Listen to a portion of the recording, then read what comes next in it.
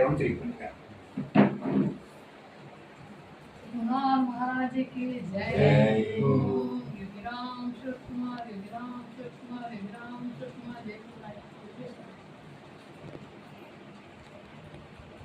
வாய்ப்பை தந்த அப்பாவுக்கு ரொம்ப நன்றி. முதல்ல ஒரு பதிவை பேச போறேன். எனக்கு தெரிஞ்ச அளவுக்கு பேசுறேன். ஒரு குரு வந்து நம்மகிட்ட வரணும்னா போன ஜென்மத்துல நம்ம ஒரு அன்னதானம் பண்ணியிருக்கோம்.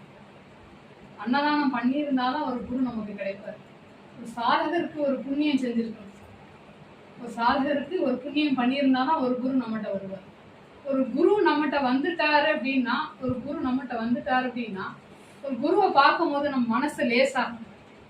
நம்ம மனசு லேசாயிடுனா நம்ம குரு நம்ம கிட்ட வந்துட்டாரு. குருவோட அந்த இதுதான், ஒரு குரு வந்து நம்மகிட்ட வந்துட்டாருன்னா மனம் அவர் பார்க்கும் போது நம்ம மனம் லேசாயிடும். அப்புறம்தான் நமக்கு வந்து குருவோட ஆசை நமக்கு வந்துட்டு ஒரு குரு நமக்கு கிடைச்சிட்டாரு. ஒரு குரு வந்து என்ன பண்ணுவார், நாங்கிற அகங்காரத்தை நீக்குவார். நாங்கிற அகங்காரத்தை நீக்குவார். நாங்கிற அகங்காரத்தை நீக்குவார். அவர்கிட்ட ஒரு சரணாகதி அடைஞ்சிட்டோம்னா, பகவான்கிட்ட ஒரு சரணாகதி அடைஞ்சிட்டோம்னா நம்ம கர்ம வினைகள் இருந்து கட்டுக்கள் இருந்து நம்மளை விடுவிக்கிறார்.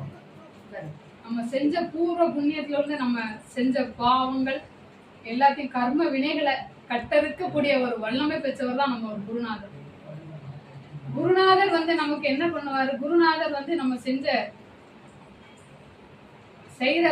முன்ன செஞ்ச இதுல வந்து கர்ம வினைகளை அறுக்கக்கூடியவர். இப்ப நம்ம வந்து நமக்கு நிறைய தூக்கிட்டு இருக்கோம், நிறைய கர்ம வினைகளை தூக்கிட்டு இருக்கோம். ஒரு குருநாதர் வந்தாலும் என்ன பண்ணுவாரு, நீ வந்து ஒரு நிறைய மூடையை தூக்கிட்டு இருக்க, உன்னால சிரமப்பட முடியாது அப்படின்னு நம்ம கிட்ட இருந்து 2 மூடையை வாங்கிடுறாரு. நீ நிறைய மூடையை தூக்கிட்டு இருக்கோம், சமக்க முடியாம இருக்கும், கர்ம வினைகள் நிறைய இருக்கு நம்மகிட்ட. அப்ப இருக்கும் போது நம்மகிட்ட இருந்து ஒரு மூடையை 2 மூடையை நமக்கு வாங்கிக்கிட்டாருன்னா நமக்கு இலகுவாயிரும். அதுதான் குருநாதர் பண்றாரு. நாங்கிற அகங்காரத்தை நீக்கிறாரு. சரணாகதி அடைஞ்சோம்னா நம்ம கர்ம வினைகளை கட்டிருக்கக்கூடியவர் பகவான் யோகிராம் சிவகுமார். குருநாதரை தொழுவோம். குருநாதரோட கடாட்சம் நமக்கு எல்லாரும் கிடைக்கும். பகவான் வந்து ஒரு குருநாதர் வர்றது அதுதான் ஒரு பெரும் புண்ணியம். அன்னதானம் செஞ்சதுக்கு ஒரு புண்ணியம் சொல்றாங்க.